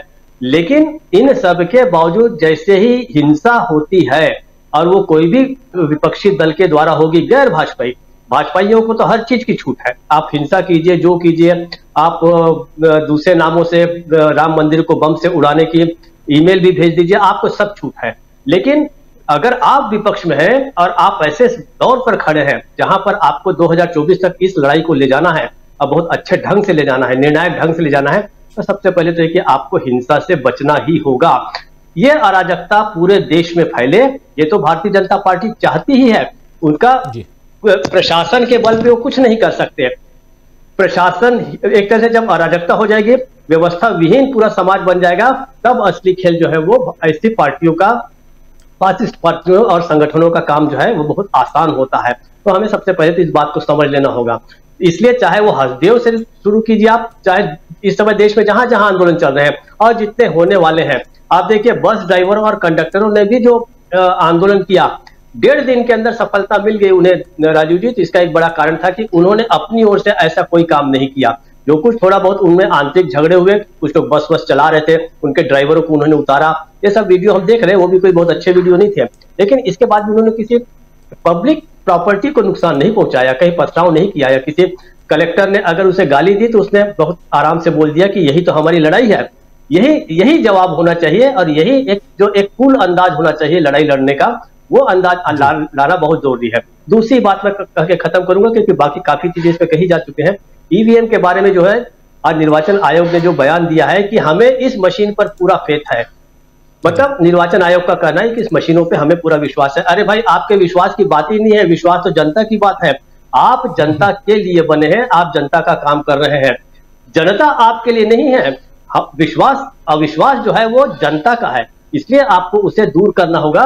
तो ये एक बहुत ही वाहियात किस्म का बयान जो है वो आया हुआ है कि अगर आपको इतना ही फेथ है, आपको पता है कि इसकी टेम्परिंग नहीं हो सकती, इसे किसी तरीके से इसके साथ छेड़छाड़ नहीं हो सकती, तो आप दे दीजिए 50 मशीनें उठाकर, इसमें आपको क्या दिक्कत है। लेकिन हम जानते हैं कि निर्वाचन आयोग का भी जो है हाथ बंधे हैं, उनका मुंह सिला हुआ है, और ये सभी जितनी भी एजेंसीज हैं इन सब के साथ है। तो अब वो नेहरू का दौर गया, नेहरू के समय जितने भी घोटाले हुए थे वो सारे के सारे कांग्रेसियों के खिलाफ हुए थे, और सारे के सारे की जांच जो है नेहरू ने कराई थी। उसमें तो कोई भी विपक्षी दल का एक भी नेता नहीं था, चाहे वो केशव देव मालविया से लेके चाहे मुंडा वाला मामला हो या जो भी, या किटी कृष्णामाचारी का मामला हो, मेनन का मामला हो, जो भी हो, सारे के सारे या तो नेहरू सरकार के मंत्री थे या अधिकारी थे। लेकिन अब वो दौर गया, अब भारतीय जनता पार्टी के किसी अधिकारी, भारतीय जनता पार्टी के किसी भी मंत्री के खिलाफ कुछ नहीं होता, ये सब जान चुके हैं। लेकिन आंदोलन हो रहे हैं, शुभ संकेत है, लेकिन उसमें हिंसा होना ये कोई बहुत अच्छी बात नहीं है। मैं इसको निश्चित रूप से खारिज करता हूं, और हम जानते हैं, हम यहाँ पे कोई भी हिंसा को एंडोर्स नहीं करेगा। उससे बचना होगा, तभी ये लड़ाई जो है 2024 तक ले जा सकते हैं। वरना अगला 3 महीना मोदी जी और शाह चाहते हैं कि भरपूर सड़कों पर खून बहे, भरपूर आगजनी हो, भरपूर दंगे हो, ताकि जो है 2024 का नरेशन जो है और अच्छी तरीके से उनके पक्ष में सेट हो सके। राजीव जी, बिल्कुल बिल्कुल, ऐसे भी ये देश गांधी का है, और गांधी नेहरू के देश में आंदोलन होते रहे हैं, लेकिन हिंसक आंदोलन कतई बर्दाश्त नहीं। गांधी जी को याद कीजिए, जब नोआखाली की घटना और उस समय देश की आज़ादी, तो आप जो आप कह रहे हैं डॉक्टर दीपक पाचपोर जी, बिल्कुल सही कह रहे हैं। आंदोलन को कोई रोकना नहीं चाहता, आंदोलन होना भी चाहिए। जैसे आंदोलन अभी ट्रक ड्राइवरों ने किया, आंदोलन किसानों का हुआ था, और इस देश ने कई सारे आंदोलन किए। मैं अन्ना के आंदोलन को किनारे रखता हूँ, उसके अलावा जितने भी आंदोलन हुए, क्योंकि अन्ना के आंदोलन में वहाँ से एक दूसरी परंपरा की शुरुआत हुई जो अच्छी नहीं थी। इसलिए भी देश में जो अराजकता की स्थिति आज है, उसमें कहीं ना कहीं अन्ना का दिया हुआ बहुत कुछ है। तो इसलिए भी, लेकिन सबसे बड़ी बात कि आंदोलन हो और विरोध जरूर होना चाहिए, ज़रूरी भी है। लेकिन डॉक्टर दीपक पाचपोर जी जो बात जिस तरफ इशारा कर रहे हैं, हमारे तमाम पैनलिस्ट साथी सुनील शुक्ला जी भी इस तरफ इशारा कर रहे थे, नहीं होना चाहिए। बहुत ज़रूरी है कि आप विरोध कीजिए, शांतिपूर्ण विरोध बहुत ज़रूरी है। जैसे अभी आपने देखा कि ये कर रहे थे, ईवीएम के खिलाफ जो विरोध प्रदर्शन वकीलों का चल रहा था। अमलेंदु उपाध्याय जी, कैसे आप देखते हैं ईडी का मामला? जरा आपके नजरिए से भी समझना चाहता हूं कि इतनी विश्वसनीयता खो चुका है एनफोर्समेंट डायरेक्टरेट कि अगर आपके यहां ईडी है तो इसका मतलब कि आप सत्ता पक्ष से जुड़े हुए नहीं हैं, यह साफ दिखाई देता है। अजीत पवार साहब को देख लीजिए, ऐसे कितने लोग हैं, ज्योतिरादित्य सिंधिया को देखिए, बहुत सारे इतने नाम जो चले गए बीजेपी में, बिल्कुल पाक साफ हो गए। बीजेपी में आप नहीं हैं तो आप कतई पाक साफ नहीं हैं और न ही आप सुरक्षित हैं, कहीं ना कहीं आप कभी ना कभी दबोचे जाएंगे। और अगर ऐसी स्थिति हो जाए, आपके नाम के साथ, एनफोर्समेंट डायरेक्टरेट के साथ ये जुड़ जाए कि आप सत्ता पक्ष के साथी हो, विपक्ष की बात आप सुनते नहीं, उसे दबाने की कोशिश करते हैं, तो फिर कहीं ना कहीं ये उबाल तो दिखाई देता ही है। और ऐसे में 140 करोड़ की आबादी को कैसे समझाया जाए? राजीव जी, समझाना तो मोदी जी का काम है, कैसे समझाया जाए ईडी की विश्वसनीयता कैसे काम, लेकिन सोशल मीडिया पर बार बार जो है एक ऑडियो क्लिप जो वायरल होती है राजीव जी, और वो ऑडियो क्लिप में क्या है कि वो एक ईडी का इंस्पेक्टर कह रहा है कि मैं फला जो ईडी इंस्पेक्टर बोल रहा हूँ, जवाब आती है कि भाई सुबह तो मैंने भारतीय जनता पार्टी ज्वाइन की है। तो आप समझ सकते हैं कि अब इस तरीके के अगर वायरल होने लग जाए, पता नहीं वो असली है कि वो ऑडियो की वो नकली है, इसके बारे में कुछ कहा नहीं आ सकता, लेकिन बार बार जो सोशल मीडिया पर वायरल होता है किसी विपक्ष के विधायक को जो है वो ईडी का इंस्पेक्टर जो है वो फोन करता है कि मैं ईडी से बोल रहा हूँ, फला इंस्पेक्टर, और उधर आता है कि सोई तो मैंने भारतीय जनता पार्टी ज्वाइन की है। तो ये कुल मिला के राजीव जी विश्वसनीयता का आलम जो ये हो गया है। अब जिस घटना की अभी प्रशांत जी ने भी जिक्र किया था, हम लोगों ने उसका वीडियो बनाया है 3 दिन पहले ही, तमिलनाडु की जिस घटना का, उसमें राजीव जी ये कि भारतीय जनता पार्टी के नेता ने उन दलितों की जमीन पर कब्जा किया हुआ है और उसका उन्होंने मुकदमा किया था, तो उसका मुकदमा वापस हो इसके लिए जो उनको जो है वो दलितों को फंसाया गया है, ईडी का संबंध पहुंचा है। और फिर ईडी किस तरीके से भारतीय जनता पार्टी के अनुषंगिक संगठन की तरीके से काम कर रही है, बार बार विपक्ष जो आरोप लगाता था, अब ये सिर्फ राजनीतिक लोगों के लिए नहीं रह गया कि राजनीतिज्ञों के यहाँ ही इस तरह की चीजें होंगी, यानी अब अगर भारतीय जनता पार्टी से जुड़े हुआ कुछ भी मामला होगा, उसका किसी से कोई झगड़ा है तो ईडी अब उसके यहाँ पहुंच जाएगी। इधर जो चुपके से कानून पीएमएलए को लेकर के पास करा लिया गया है कि जीएसटी जो वो पीएमएलए कानून के अंतर्गत आ गया है, तो यानी अब तो अब कोई सब्जी वाला भी जो है उसको जीएसटी का उसने नंबर ले लिया है, तो आप समझिए ईडी का तो हो गया वो यजमान। तो किसी भी समय आप जो ईडी को भेज दीजिए, किसी को भी आप उठवा लीजिए कि ईडी पहुंच रही है आपके दरवाजे पे। तो ये जिस तरीके से मतलब जो भारतीय न्याय संहिता नई लागू की जा रही है, उसमें तो है ही पूरा जो पुलिस स्टेट बनाया जा रहा है एक तरीके से। और आज जो वकील साहिबान जो जिस तरीके से कर रहे थे, अपना प्रदर्शन कर रहे थे, वो एक बात कह रहे थे, वो महमूद प्राचा, उस पर गौर देने की आवश्यकता है। वो कह रहे थे कि ईडी चुनाव आयोग उनको 50 ईवीएम मशीनें देने के लिए तैयार है, लेकिन अमित शाह नहीं देने दे रहे हैं, और अमित शाह ने जो चुनाव आयोग को बंधक बना दिया है। अब चुनाव आयोग आकर के सफाई दे कि भाई वो महमूद प्राचा सच बोल रहे हैं, आपने क्या उनको वायदा किया आप उनको देंगे 50 मशीनें की नहीं देंगे। तो ये तो जो अब जवाब जो है वो देना है चुनाव आयोग को कि वो कह रहे हैं कि आप 50 मशीनें देने को तैयार हैं। तो ये जिस तरीके पूरा राज्य देश भर के अंदर चल रहा है, आज जिस तरीके से देश भर के आंदोलन जो उठ के खड़े हो रहे हैं, मुझे लगता है कि 2024 के लोकसभा चुनाव से पहले भारतीय जनता पार्टी के लिए नई नई मुसीबतें खड़ी हो रही हैं। इसमें मुझे लगता है कि कोई शक नहीं होना चाहिए कि भारतीय जनता पार्टी किसी भी तरीके से ये इनके प्रकार 2024 में अपनी सत्ता कायम रखना चाहती है, और इसमें कोई बुराई भी नहीं है। हर राजनीतिक दल जो भी सत्ता में होता है वो चाहता है कि उसकी सरकार रहे, और जो विपक्ष में होता है वो चाहता है कि सरकार में आए। लेकिन असली प्रश्न जो है वो ये है कि आप अपनी सरकार को बचाए रखने के लिए कितने डेमोक्रेटिक रास्तों को आप अपनाते हैं और कितने अनडेमोक्रेटिक रास्तों को आप अपना रहे हैं। तो जो रास्ते भारतीय जनता पार्टी की तरफ से अपनाए जा रहे हैं वो तमाम जो है अलोकतांत्रिक रास्ते हैं। भारतीय जनता पार्टी को लगता है कि जनता के ऊपर भरोसा नहीं रह गया है, सिर्फ मशीनों के ऊपर भरोसा है। तो अगर भारतीय जनता पार्टी का भरोसा जनता से हट रहा है तो इसमें हमारी कमी थोड़ी है, ये कमी भारतीय जनता पार्टी की, मोदी जी की कमी है कि आपका जनता के ऊपर से भरोसा क्यों हट रहा है, या जनता का आपसे ऊपर से भरोसा क्यों हट रहा है। तो ये भारतीय जनता पार्टी को लगता है आपको चिंतन करने की कुल मिलाकर के आवश्यकता है।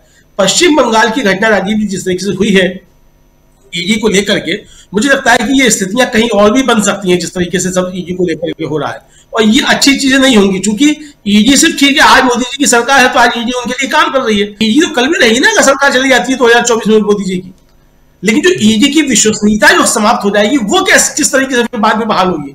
यानी बाद में अगर ईडी कोई सही काम भी करना चाहेगी तब भी आरोप ये लगेंगे कि ईडी जो सही काम नहीं कर रही है। अनुराग ठाकुर साहब का एक वो बयान जो था वो थोड़े दिन पहले वायरल हो रहा था, वो कह रहे थे कि वो कांग्रेस जो अगर आई तो ईडी का दुरुपयोग करेगी। तो भाई आप क्या कर रहे हैं कि कांग्रेस के लोग जो है वो अपने सारे केस खत्म करा लेंगे, इसका मतलब अनुराग ठाकुर साहब मान रहे हैं कि ईडी जो है फर्जी केस बना रही है। तो मुझे लगता है कुल मिलाकर के भारतीय जनता पार्टी अपनी सरकार को बचाने के लिए लोकतांत्रिक तरीके अपनाए, जनता के बीच जाए, अपनी पॉलिसीज को लेकर के जनता के बीच जाए, जो एक राजनीतिक दल का काम होता है। आप जिस तरीके से वायदे करते हैं, अगर आपने उन वायदों पे काम किया है, आपने उन वायदों को पूरा किया है, तो आप जाइए जनता के बीच बताइए कि हमने आपके लिए ये काम किया। आपने जो 2 करोड़ रोजगार दिए नहीं, आपने 100 स्मार्ट सिटी दिए नहीं, बुलेट ट्रेन चली नहीं, किसानों की आय दुगनी हुई नहीं, और आप बता रहे हैं 2047 में देश विकसित राष्ट्र हो जाएगा, $5 ट्रिलियन की इकोनॉमी हो जाएगी। तो $5 ट्रिलियन की इकोनॉमी किस तरीके से होगी 80 करोड़ लोगों को 4 किलो अनाज दे करके? तो ये सारी चीजें जो, चूंकि भारतीय जनता पार्टी ने राजीव जी पिछले 10 वर्षों के अंदर जनता के लिए कुछ काम किए नहीं है, सिर्फ खोखली घोषणाएं की हैं, और वो घोषणाएं भी जो है वो मालूम पड़ता है कि जितनी घोषणाएं हुई हैं वो शाम को मोदी जी को याद नहीं जाती हैं कि कितनी घोषणाएं कर दी। अभी कौन कौन से इंडिया बना दिए मालूम पड़ता है, दिन में 5 इंडिया मोदी जी बनाते हैं। डिजिटल इंडिया से लेकर कौन कौन से इंडिया तक मोदी जी को खुद याद नहीं हुए कौन कौन से इंडिया हुए। जब वो पुरानी योजना जब झाड़ पोछ निकाली जाती है तो मालूम पड़ता है ये भी तो मोदी जी ने बताई थी, एक इंडिया ये भी है। लेकिन अब तो खैर भारतीय जनता पार्टी को इंडिया के नाम से चिढ़ होने लगी है, तो उन सारी योजनाओं के भी नाम बदले जाएंगे, डिजिटल इंडिया कुछ और हो जाएगा आपको मिला करके। लेकिन जो ये सारी चीजें हो रही है, मुझे लगता है कि भारतीय जनता पार्टी को ठीक तरीके से काम करना चाहिए, ईडी का गलत तरीके से इस्तेमाल नहीं करना चाहिए। अगर भारतीय जनता पार्टी ईडी का इस्तेमाल नहीं कर रही है तो फिर ईडी को कहा जाए कि भाई आप भारतीय जनता पार्टी के लोगों क्या भी चाहिए, उनके यहाँ भी कुछ मालूम कीजिए। वो जो केंद्रीय मंत्री थे जिनके बेटे का जो मध्य प्रदेश चुनाव के दौरान जारी हुआ था, उसको बुलाकर के थोड़ी पूछताछ कर लीजिए कि भाई उनकी कहाँ हो रही है। खेती अगर हो रही है, राज्य में 10,000 करोड़ की खेती हो रही है, तो ये तो देश के लिए बड़ा संकट है। बताया जा रहा है गुजरात में फिर कुछ पकड़ी गई है कि मादक द्रव्यों नहीं, वो सब तो ये बहुत सारी वो सब बीजेपी की बात है। बीजेपी के लिए ईडी थोड़ी है, ईडी या जांच एजेंसियां बीजेपी के लिए नहीं है। तो आप ये गलती मत कीजिए। वो अगर आपको बचना है तो आप बीजेपी ज्वाइन कर लीजिए, बीजेपी में चले जाइए, वरना जो आप उम्मीद कर रहे हैं वो उम्मीद अभी तो मत कीजिए। बाद में क्या कुछ होगा देखा जाएगा। बाद में अगर सरकार बदलती है तो उसके बाद क्या कुछ होगा, जैसा अनुराग ठाकुर कह रहे हैं वैसा होगा या कुछ और होगा, तब की बात। लेकिन आज की बात यह है कि 10,000 करोड़ रुपए वाले जो बेटे साहब, उन बड़े मंत्री साहब के जो बेटे, उनका जिक्र आया और बात आई गई हो गई। ऐसी बहुत सारी बातें आई गई हो जाती हैं। 3 लड़के जो हैं वो पकड़े गए अभी BHU में रेप केस में, उसकी बात मत कीजिए। आप बात उसकी भी मत कीजिए जो ईमेल भेजे और वो पहले मुस्लिम नाम से अब हिंदू नाम हो गए, तो उसकी भी बात मत कीजिए। बात आप कीजिए कि सरकार के खिलाफ विपक्ष जो है वो क्या कुछ गुनाह कर रहा है, इसकी बात कीजिए। ये जो वकील निकले थे आज सड़कों पे EVM के खिलाफ, वो क्यों निकल गए, इसकी बात कीजिए। जरा आप महमूद प्राचा का जिक्र कर रहे थे, जरा उनकी बाइट को एक बार फिर से सुनाना चाहता हूं, फिर आता हूं मीनू जी के पास। बहुत इंपॉर्टेंट पहलू इसलिए है क्योंकि इसके बाद CA को लेकर भी शायद हम ऐसे ही कुछ आंदोलन देखेंगे। एक आंदोलन हमने शाहीन बाग का देख ही लिया है, तो और अब वो धीरे धीरे नागरिकता संशोधन कानून सामने आ रहा है। राम मंदिर के बाद बिल्कुल लपकने के लिए तैयार है सत्ता पक्ष। पहले सुनते हैं EVM फिर से। महमूद पुलिस को इंस्ट्रक्शंस हैं हमें किसी भी हालत में रोकने की, क्योंकि उन्होंने चुनाव आयोग को बंदी बना रखा है। चुनाव आयोग हमें 50 EVM देना चाहती है। अमित शाह साहब ने जिस तरीके से हमें बंदी बनाने की चेष्टा कर रहे हैं, उसी तरीके से चुनाव आयोग को भी बंधक बना के रखा है। हम ये बंधक नहीं बनने देंगे चुनाव आयोग को। हम EVM लेंगे, किसी हालत में लेंगे, हर हालत में लेंगे, और चुनाव किसी हालत में EVM से नहीं होने देंगे। ये हमारा देश से वादा है। पूरी दुनिया की कोई ताकत EVM से इलेक्शन नहीं करा पाएगी। हम ये देश से वादा कर रहे हैं। कोई नहीं, अभी 50 मीटर भी नहीं हुए। मोदी जी पुलिस का इस्तेमाल बंद कर दें तो देश की जनता उन्हें एक भी वोट नहीं देगी। इसीलिए तो EVM से इलेक्शन जीतते हैं वो, EVM से इलेक्शन जीतते हैं वो, कोई जनता से इलेक्शन नहीं जीतते हैं वो। ये समझ लीजिए बात। आज हम देश की सारी जनता से आह्वान कर रहे हैं कि हम लोगों के साथ कुछ भी हो जाए, आप लोग EVM से चुनाव नहीं होने देना, क्योंकि EVM सबसे बड़ा धोखा है। अगर EVM से चुनाव हुए तो मोदी जी इस देश को पुलिस राज बना देंगे। इस देश की सब अर्थव्यवस्था लूट के अडानी के हाथ में दे देंगे। पूरे देश को लूट के खा जाएंगे RSS और BJP वाले लोग। तो तमाम बातें जिस पर चर्चा होती है वही सारी बात यहां महमूद प्राचा रख रहे हैं, और बहुत महत्वपूर्ण यह है कि सड़कों पे तो हैं आज। बने रहिए, परिचर्चा अभी जारी है। वीडियो को लाइक और शेयर कर दीजिए और चैनल को सब्सक्राइब कर लीजिए। आइए आगे सुनते हैं इस परिचर्चा। और कल भी ये लोग सड़क पे होंगे और भी लोगों से आह्वान किया है। दिल्ली के जंतर मंतर पर ये इकट्ठा होंगे और सड़क पे दिखाई तो दे रहे हैं। और गुनाह यही है कि ये सत्ता पक्ष के खिलाफ है, जो अभी अमलेंदु जी कह रहे थे। जरा मीनू जी अब आगे बढ़ें, इस चर्चा को अब समापन की ओर धीरे धीरे लेके जाते हैं। जल्दी जल्दी, धीरे धीरे नहीं, जल्दी जल्दी। आपसे समझना चाहता हूं कि 2024 अब जिसमें हम हैं, लोकसभा चुनाव, विधानसभा के कई चुनाव हैं, कई राज्यों के विधानसभा चुनाव हैं, और साथ साथ इतने सारे मसले हैं जिसमें कहीं ना कहीं जनता सड़क पे आने के लिए मतलब मजबूर है, व्याकुल नहीं मजबूर है। संसद का हाल हमने देख लिया, शीतकालीन सत्र का 146 सांसदों को बाहर करके सरकार ने रिकॉर्ड बना लिया, रिकॉर्डधारी सरकार ने। और अब सड़क पे राहुल गांधी भी रहेंगे अगले 2-2.25 महीने तक। इन सारे पहलुओं को अगर देखिए, डैशबोर्ड के अलग अलग जो स्विच हैं, तार हैं, उनको जोड़ने की कोशिश कीजिए, प्रशांत टंडन जी के शब्दों में कहूँ तो क्या कुछ दिखाई देता है आपको? क्या यहाँ वैसे ही 2019 की तरह चुनाव दिखाई देता है, या 2024 का चुनाव कहीं ना कहीं चुनौतियों होने वाला है? इसलिए भी क्योंकि दक्षिण में 131 सीटें, 131 इसलिए जोड़ रहा हूँ क्योंकि अब लक्षद्वीप घूम के आ गए हैं मोदी जी, और वहाँ अच्छी फोटोग्राफी करवा के आए हैं, बहुत शानदार फोटोग्राफी हुई है मोदी जी की। तो लक्षद्वीप को भी उस दक्षिण में जोड़ ले रहा हूँ, और पांडिचेरी को भी जोड़ लिया, पुदुचेरी उसको भी जोड़ लिए, तो 131 सीटें होती हैं दक्षिण की। और इन 131 में से मात्र 31 सीटें पिछली बार आई थी बीजेपी को, इस बार वो भी आती हुई नहीं दिखाई देती हैं, जिसमें से कर्नाटक में सबसे ज्यादा 25 सीटें थी, और गठबंधन में 28 में से 27 सीटें थी, उस लिहाज से भी 26 सीटें थी। कैसे अब देखा जाए, क्योंकि अब उत्तर भारत भी राहुल गांधी खंगाल रहे हैं, इतना आसान नहीं है, लोग सड़कों पे हैं, और भी लोग सड़क पे हैं, हंगामा तो मचेगा ना, और हंगामा मचेगा तो फिर कुछ उन लोगों में जिनमें निराशा है कि आएगा तो मोदी ही के चक्कर में फिर से वही होगा कि तीसरी बार मोदी जी आ जाएंगे और हम ईडी के उसमें रहेंगे, निगाह में रहेंगे। क्या इतना आसान दिखाई देता है? क्योंकि 3-4 पिक्चर आपके सामने इसलिए रख रहा था क्योंकि दक्षिण भारत उत्तर खंगालने की कोशिश और सड़कों पे लोग। जी राजीव जी, देखिए जो भी आपने आज जो जेरे बहस जो 2-3 मुद्दे हैं उसमें जो बताया गया, उसमें आपने देखा कि बंगाल में जो हुआ उसमें भी रोहिंग्या क्या एंट्री हो गई।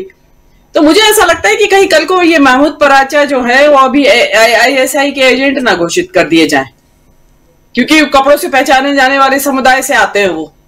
तो जिसको कहते हैं कि जो इनके पास टूल किट्स है किसी भी आंदोलन को फुस करने के लिए, तो उसमें पता चला कि उनका बहुत कोई पता नहीं कहां से कहां जॉर्ज सोरोस से निकाल के फिर रोहिंग्या और रोहिंग्या से ICS से जोड़ के और बता दिया जाएगा।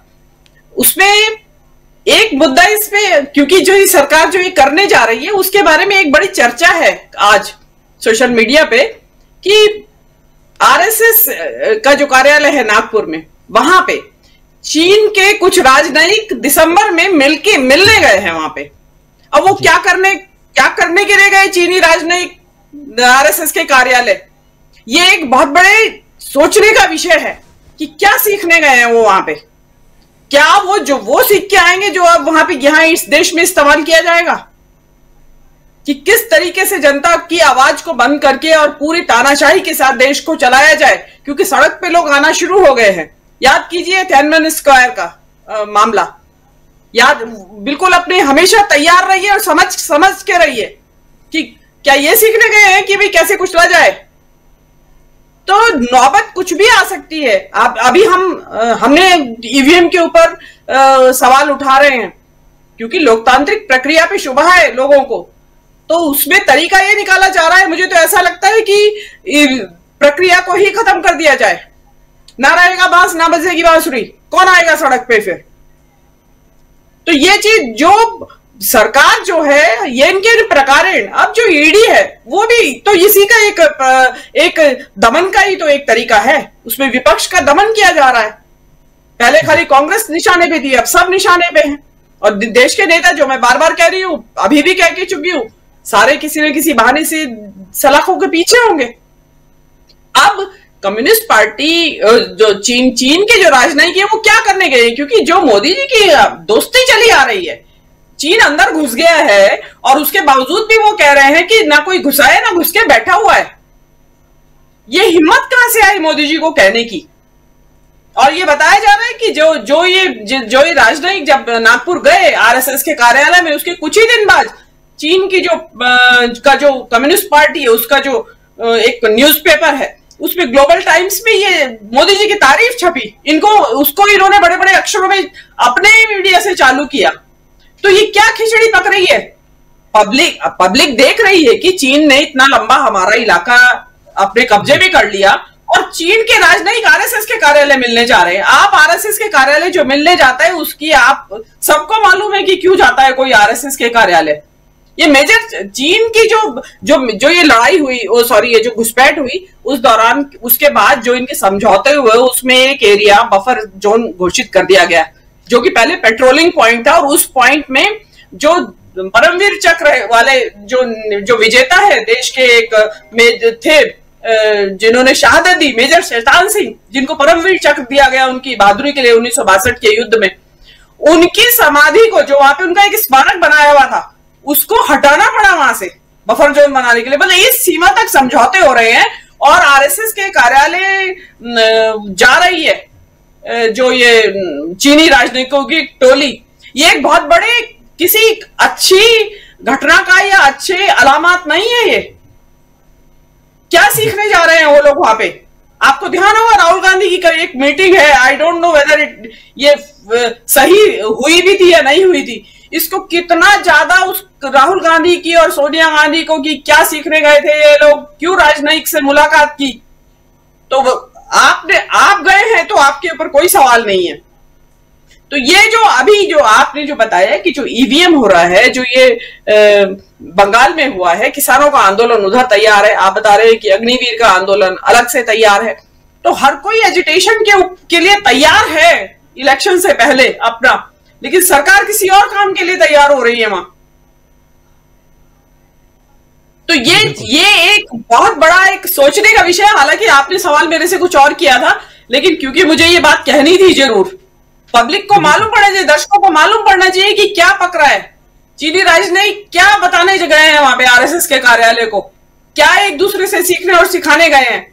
ये एक बहुत बड़ी चिंता का विषय है और उठाया जाएगा। ये भी हो सकता है इस मुद्दे को लेकर भी कल परसों से सड़क पे आंदोलन शुरू हो जाए। जी राजीव जी।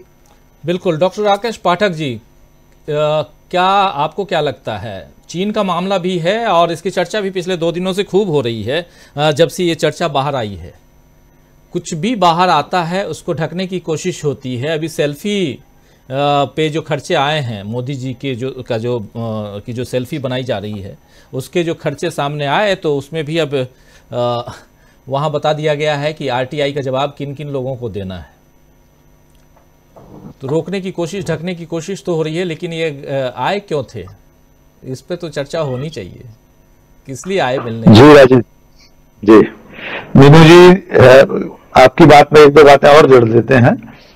ये लोग नहीं आए हैं, इससे पहले राष्ट्रीय स्वयंसेवक संघ के राम माधव चीनी कम्युनिस्ट पार्टी का कामकाज समझने के लिए, वहां की शासन प्रणाली को समझने के लिए चीन जाते रहे। इससे पहले भी संघ के पदाधिकारी चीन जाते रहे। मध्य प्रदेश के मुख्यमंत्री शिवराज सिंह चौहान, जो अब मुख्यमंत्री नहीं है, वे चीन के कसीदे काटते रहे। माननीय प्रधानमंत्री नरेंद्र मोदी देश की आजादी के बाद के इतिहास में सबसे ज्यादा बार चीन का दौरा करने वाले, सबसे ज्यादा बार चीन के शिखर पुरुष से मिलने वाले भारत के नेता हैं। गुजरात के मुख्यमंत्री थे तब भी वे चीन के प्रधानमंत्री से, राष्ट्रपति से, प्रीमियर से मिलते रहे थे, प्रधानमंत्री बनने के बाद भी मिलते रहे। एक हैरत अंगेज वीडियो उनका खुद का है, नरेंद्र मोदी जी का, कि जब वे गुजरात के मुख्यमंत्री थे तब गुजरात के कुछ हीरा व्यापारी चीन में गिरफ्तार थे, जेल में थे। उनकी हिमायत के लिए चीन के लोगों से नरेंद्र मोदी जी ने अनुरोध किया था, ये विनती की थी, इनका मुकदमा थोड़ा जल्दी चला दीजिए, फैसला जल्दी करवा दीजिए, और उनकी विनती को सुना गया था। मोदी जी स्वयं उस वीडियो में दावा कर रहे हैं कि उनके प्रयास के बाद उन 21 लोगों में से 21 जो हीरा व्यापारी थे जिन पर तस्करी या अन्य आरोप थे चीन में, उनमें से 7 लोगों को जल्दी रिहा कर दिया गया। तो चीन के साथ माननीय प्रधानमंत्री जी का, बीजेपी का, आरएसएस का रिश्ता इतना नैसर्गिक रिश्ता है, कुछ प्लेटोनिक लव जैसा कुछ है। हम नहीं समझ पा रहे कि उसके पीछे असली वजह क्या है। लेकिन इसी प्लेटोनिक लव के कारण प्रधानमंत्री को यह कहना पड़ता है, न कोई घुसा था न घुसाया था। लेकिन देश की जनता को क्या हो जाता है, खुली आंखों से दिखाई दे रहा है कि चीन के प्रतिनिधिमंडल के दौरे के बाद ग्लोबल टाइम्स में कसीदे पढ़े जा रहे हैं नरेंद्र मोदी के, और अगर चीन का अखबार किसी और के कसीदे पढ़ देता, किसी और पार्टी के नेता के कसीदे पढ़ देता, कसीदे काढ़ देता, तो क्या हो रहा होता इस वक्त। और नरेंद्र मोदी विश्व के प्रधानमंत्री बनने वाले हैं। राजीव जी, मैंने अभी 10 मिनट पहले ट्विटर पर देखा है, मुख्य धारा का एक बड़ा चैनल प्राइम टाइम में इस थंबनेल के साथ डिबेट करने जा रहा है कि नरेंद्र मोदी अगले साल विश्व के प्रधानमंत्री होंगे। क्योंकि हम लोग इतने पढ़े लिखे नहीं, हमारी जानकारी में नहीं है कि विश्व के प्रधानमंत्री का चुनाव कब होने वाला है, कैसे होता है, उसके मतदाता कौन होते हैं। लेकिन हम ये मान लेते हैं कि नरेंद्र मोदी आज ही विश्व के प्रधानमंत्री बन चुके हैं। तो इस दौर में कुछ भी संभव है। चीन के रिश्ते की पड़ताल हम और आप कैसे कर सकते हैं? लोगों को कोई फर्क नहीं पड़ता। मेजर शैतान सिंह का स्मारक वहां से हटा दिया गया। क्या आपने राष्ट्रवाद के कुनबे में कोई बुखार देखा इसको लेकर? ऐसे महान पराक्रमी परमवीर चक्र विजेता का स्मारक हटा दिया गया, किसी को बुखार नहीं आया राष्ट्रवाद। तो अभी इंतजार कीजिए, चुनाव जैसे जैसे पास आएगा और कई ऐसी चीजें होंगी। और मैं बहुत भयभीत और चिंतित हूं डॉक्टर दीपक पाचपोर जी की आशंकाओं को लेकर कि चुनाव से पहले न जाने और क्या क्या होने वाला है, जिसको लेकर हम और आप भी कई बार रेखांकित करते रहे। पर चुनाव के लिए वे किसी भी हद तक, किसी भी सीमा तक जा सकते हैं। जी राजीव जी। जी बिल्कुल।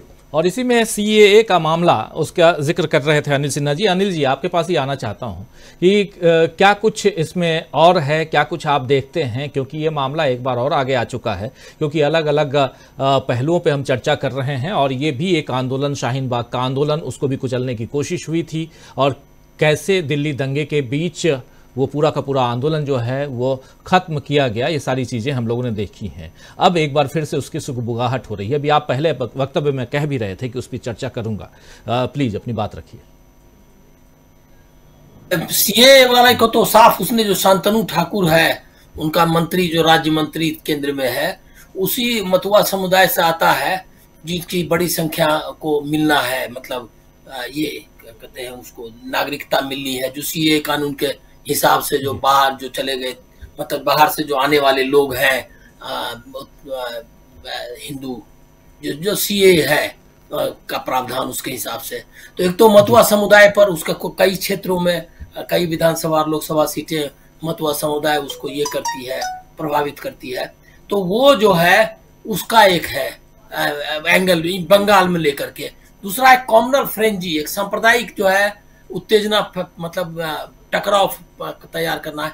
तो ये जो राम मंदिर वाला चल रहा था, देखिए क्या हुआ है, एक चीज पर आप गौर करना चाहिए कि इनका जो ट्राई करते हैं, जो इवेंट्स को जिस तरह से मतलब कोशिश करते हैं फैलाने का, उस उत्तेजना या उसको प्रवान चढ़ाने का, वो हो नहीं पाता है। क्योंकि जैसे कि इन्होंने बहुत सेक्रेसी, बहुत सस्पेंस के साथ नारी शक्ति वंदन, ये क्या है वो पूरा ना, जो आरक्षण वाला, महिलाओं का आरक्षण का जो बिल लाया, लेकिन उसका कुछ ज्यादा बना नहीं मामला।